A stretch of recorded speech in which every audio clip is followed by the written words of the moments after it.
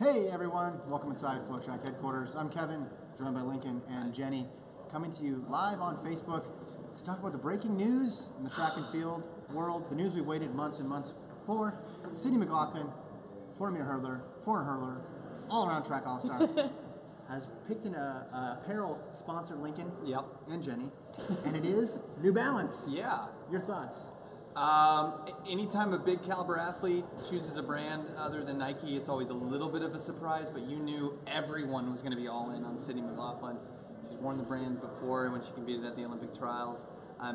It just seems like she's always been like at least tangentially related to New Balance, so it's not too much of a surprise, especially when you consider all the big name athletes that New Balance has on the female side. So you knew that they were going to have a heavy hand in the Sydney McLaughlin sweepstakes.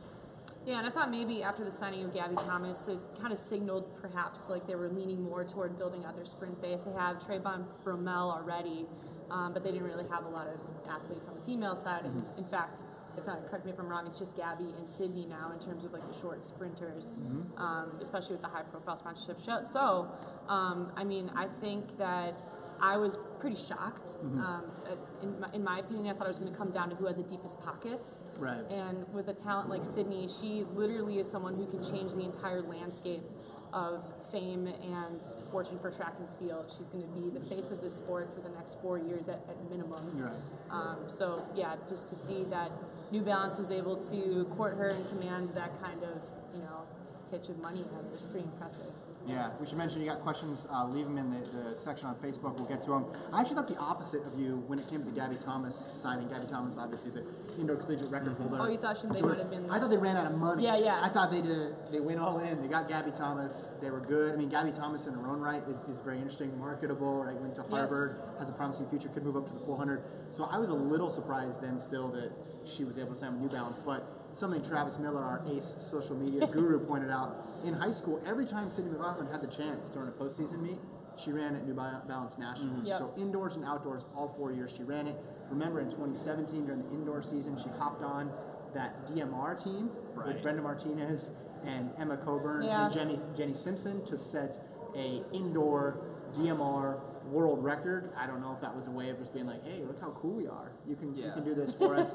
But it's one of those things where in retrospect you look back and there were a lot of signs pointing in that direction. And that's why I say I'm not surprised at this at all. I mean, New Balance's props goes out to them for kind of cultivating this relationship for several years. They saw this coming. I mean, this was mostly predictable. The most unpredictable part may have been that she actually did spend a year in college. But when you go back to all those things, like you mentioned, she ran on that DMR. It's I feel like it's a similar thing like LeBron James going to the Lakers. It's like everyone knew, but no one really knew. But if you had to ask me where I thought she would go, I did think it would be New Balance. And I'd be curious to know who it came down to. You have to imagine Nike and Adidas were also in the mix. So you even thought from like a feasibility standpoint, you thought that New Balance was going to be able to like basically pony up that much dough. I mean, she's looking at probably excess of multi-million dollars. I'm not familiar, obviously, with the resources New Balance has. They are well, as someone who's intimately familiar. You just felt like they couldn't let her go. I mean, obviously they're a major shoe brand. They have some cash to play with there, and she's got a huge contract now. But this is an investment for them, and I guarantee you, if she's competing for Olympic medals in 2020 and 2024. And all the world championships in between, and she has 300,000 Instagram followers that I'm sure will jump ultimately to over 1 million. Yes. It's going to be well worth whatever they pay her. Absolutely. If you're investing in track, like if you've already decided to make the decision to sponsor track athletes, you can't go wrong getting Sydney McLaughlin. Like it doesn't make sense. Like, and maybe some contracts are coming off the books, we don't know. But to extend your basketball analogy a little bit for LeBron, this kind of reminds me of the early camps and stuff. Sort of kids at an early age get used to one brand over the other, and we're seeing that more and more with high school meets, with the postseason meets. They're all sponsored by different companies. That's a way for them to just sort of get familiar and sort of lay that foundation. Another thing that's interesting, we say it's all about the money, but maybe sometimes it's not. The fact that she signed with William Morris and Endeavor, and the fact that she's so marketable means that she's going to have other revenue streams. So perhaps the difference between what New Balance was offering and what, just hypothetically, what Nike was offering, maybe it was close enough to where she could make it up, and there was something else she liked about New Balance over Nike. And it could be that maybe Nike would have put more restrictions on her in terms of who she could have partnered with outside of the shoe brand. So yeah, that actually is a really great point. Perhaps that she's going to partner with other brands outside of just track and field to really boost her celebrity status. I mean, we all want to see every track and field athlete's contract, but this one in particular, yes, we'd like to see.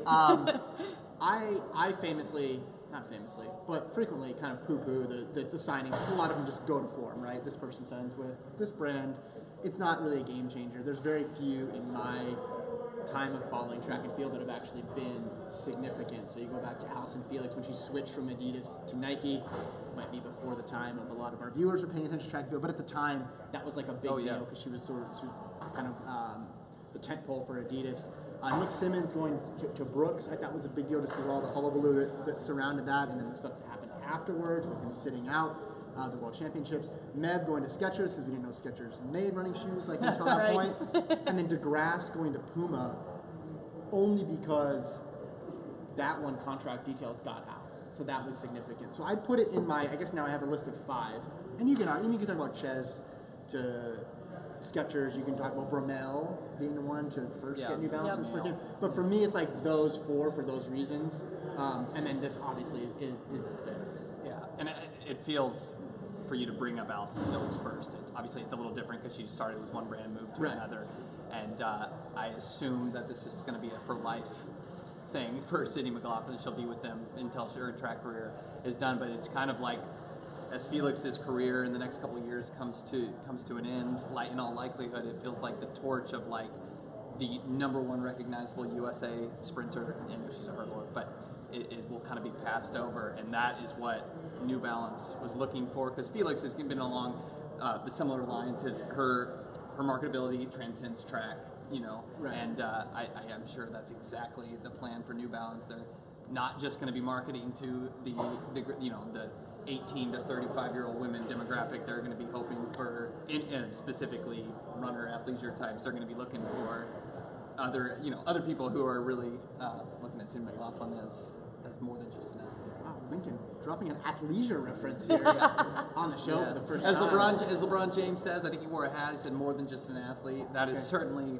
what's going to be in the cards for Sydney McLaughlin. Who knows if it's Hollywood involvement, but the possibilities are endless. This is step #1 for her for a very promising career. There are still some unresolved questions, though. We don't know coach, we don't know training location. All that we know, basically, was a press release, and there was a 30-second Instagram video where we found out her dad gave her a candy bar if she won her first track race. So we have that nailed down. But coach is very interesting.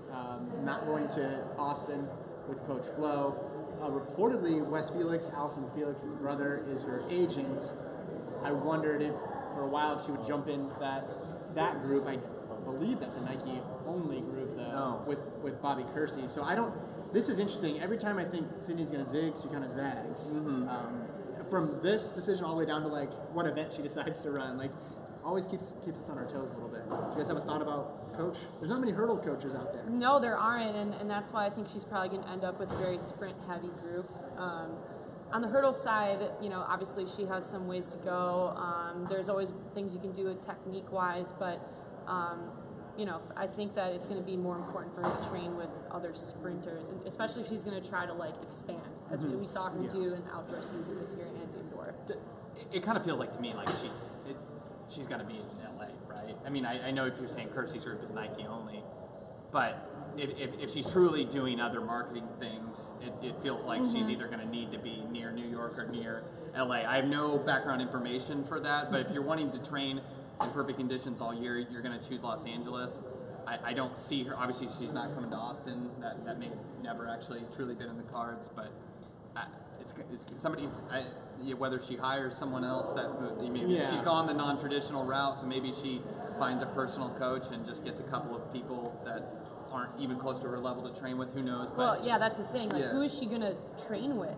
That's going to bring her to that next level. I mean, the only other people in the United States, there's a few, like Corey Carter. She's obviously not training with her anymore. She's still with Flo. Dalila Muhammad, she's actually out in California somewhere.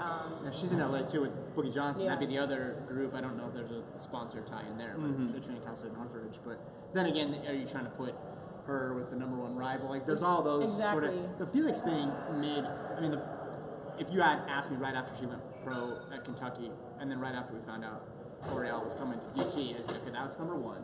And then when that didn't happen, the clear second just seemed Felix, because moving to LA for the marketing things, and then just sort of being the heir apparent. And if you're young and you grew up watching track and field, you'd probably want to emulate Allison Felix, and you kind of get to see her daily process and how she handles all the responsibilities outside track and field. There's very few track and field athletes who have to do the photo shoots and all the other things that in the media appearances that someone like Allison Felix does, and she's handled it basically. And for Sydney, it's going to be at a much higher level than what Allison had when she first came into the game. So I think that is a really good point as well. Yeah, I mean, keep in mind this is someone who Otto Bolden, who's been around the sport forever, has said, this could be the most marketable, one of the most marketable female athletes in track and field, like basically history. Yeah, I can't agree more with that. I mean, with her social media pages alone, I mean, she doesn't post that. She's not super active on Instagram, and yet she's, again, 300,000 followers, and she's obviously earned that by. Is that how many? 300,000? She has 297 as of today. How many does Felix have, Travis? Do we have a number on Allison Felix's Instagram? I feel like, that's incredible. 578 for Felix. But I mean, think about how long Allison Felix has been winning medals for 15 years. Yeah, Sydney McLaughlin's as we get close to the Olympics, I think that number is going to exceed. Oh, I know. Yeah, I'm saying it's super high for Sydney already. Like, she's a 19-year-old kid. Like, she should be in her sophomore year of college. I guess that also speaks to social media these days. One of the comps I did want to bring up outside Old of man Kevin. Oh, you want to add to my list? Similar to someone who kind of left college early and was someone as labeled a game changer in their sport, a sport that wasn't one of the major sports. I mean, Tiger Woods. Oh, you're going outside. No, these are track comps. I know these are, but this feels like a Tiger Woods-esque where he had, this is pre-scandal Tiger Woods, mind you. In his Stanford days, he came out and eventually his agent had to start saying no to things because it was a point where he was so marketable, and that's going to be the challenge. It's not going to be an easy job to be Sydney McLaughlin's agent. Yes, you'd love those paychecks, but she is going to be involved, could have her hands involved in everything. And I guess the question for me is, is you hope track's always going to be that top focus. That's obviously what New Balance is paying for, and she wants to be great in track. But so many people are going to be trying to pull her so many ways. It's not, obviously millions of people want to be Sydney McLaughlin. Yeah. At this point, it's not easy to be her, just given how much pressure she's going to have to do so many things. So. Yeah, and hopefully her agent can mitigate that and just pick the most impactful apperances and whatnot to do. Like the On the Run podcast, which right? is Wednesday at noon. We'll reach out. Any final thoughts? Did we get any questions, Travis? Travis is minding the questions. There's so many questions coming in. He's going to have to filter through and see how many. No questions, but the list of athletes who are, I think, lining up to congratulate her is pretty impressive. What she's posting on Instagram. Has Drake said anything yet? Drake has not said anything. Marquise Goodwin, though. Ooh. What about LeBron? Well, he's not New Balance. No LeBron, but you've got track athletes, football players, soccer players, all. Really? And then obviously the whole New Balance crew, especially that world record DMR is. Oh yeah. They're getting the band back Going this year. wild. I mean, that's legit. I know they're only going to run it once a year, or maybe even never. But New Balance is now in the mix for best DMR brand in the world. I mean, who outside of, I don't know New Balance's roster, Travis, or you guys might know, like outside of track and field, who's the biggest? Well, baseball would be probably their biggest draw there, and I'm blanking on who they've had, but they have a lot of baseball players. I could check that out, but maybe some campaigns coming their way, crossing sports, Well, that's gonna be the really interesting thing too, is if she has multiple sponsors, multiple revenue streams. Obviously, I'm assuming she's gonna wear the New Balance kit, but how she's able to integrate those things, right? And that could be something that go the Nick Simmons route, tattoos all up and down her arms, her face. That could not everybody. Basically, nobody has ever been Sydney McLaughlin, so it's not like, this is going to create a blueprint that other people can follow. But I think maybe there could be some sort of trickle-down effect decades down the line of loosening some of those restrictions. Absolutely. If people see, we can only hope. Things. Yeah, I mean, I think that the fact that Simmons did that I don't think it created this tidal wave of change that maybe some people anticipated. I think it takes someone who's. But you also got to look at larger. when that happened in his career too. Like sure, yeah, towards the end. Yeah, so I think certainly that opens up that possibility. So what do you think her track season's going to look like in 2019? See, that's what I want to talk about. I know, seriously, I know. Like I just have been mulling that over in my head about where she's going to open up. Like, well, it's got to be at that New Balance indoor meet in Boston. Oh, surely. yeah, you're I mean, right. She's ready to go. Thanks, Lincoln. yeah, jeez. Sorry. No, it's you're right. You're probably right. So February, and then she may not running until June. Right. I mean, let's hope not. That would be boring. But. Yeah. Well, so the way the world schedule works this year, I already checked. The 400 hurdle double is impossible.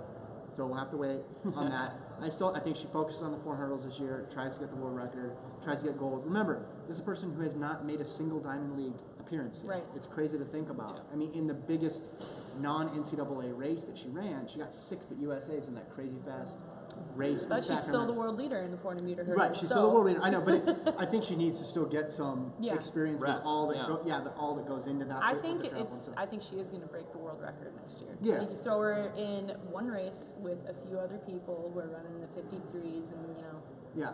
Well, and then you She'll be break there. it by enough to where you get the Michael Johnson, Allison Felix, Wade Van Niekert treatment, where you Right. talk to 2020 schedulers and you say, let's rearrange this Yep. schedule so we can potentially double. The tough thing is the 400 right now is so good with Shawnee Miller and Saweed Nasser, but I would think that the path forward, once she breaks the world record in the 400 hurdles, Yep. it's going to be a Jordan after the first three-peat situation of what do I have, or the Eliud Kipchoge current situation, what do I have left to prove? Yeah. exactly. I think part of the allure of Sydney too is that she's kind of an enigma too. We don't really know specifically her goals on the track. Obviously, Right. last year was about helping Kentucky try to score as many points and winning her title in the 400 hurdles.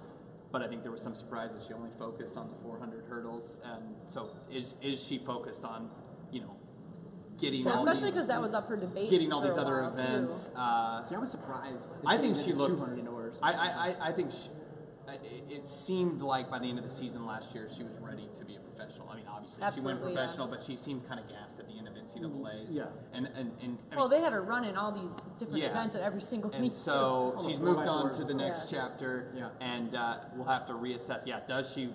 Well, I mean, certainly she could be a medal contender for the 400 hurdles and 400, but there's going to be a lot of pressure on her to deliver golds, and 400 hurdles is obviously her main event, and it's. Yeah, I mean, maybe she'll wait to 21 or something, but I think eventually you're going to see her run the 400. And it would be cool if it was a 400 double, because then you're getting into rarefied. I mean, that's just an insane double to even think about. So maybe she I waits. prefer that she holds on that as well. I want to see her just absolutely annihilate the world record. Well, I don't think we need to wait long. And I think no, that's like, that box. like I said, I think it's going to be next year. Yeah, so then it's just like 2020. Does she do that again in Olympics? Does she add in another event? Does she switch to the quarter? I mean, it's just fun to think about because it's what track nerds do, sit around and sort of speculate. And that's three of the biggest right here. But now with her and knowing just like her potential in both those events is pretty scary. But I would think if you just keep at a certain point when your margin of victory in the 400 hurdles is close to what it was in NCAA's, Yeah, but in like 2 diamond, seconds, yeah. like in 2 diamond league meets and things, it's gonna be tough. So I think at some point she's gonna move over. I would maybe guess 2020, but I mean, I don't think there are any. I mean, she's 19, Yeah. so there's plenty of time. There is time. All right.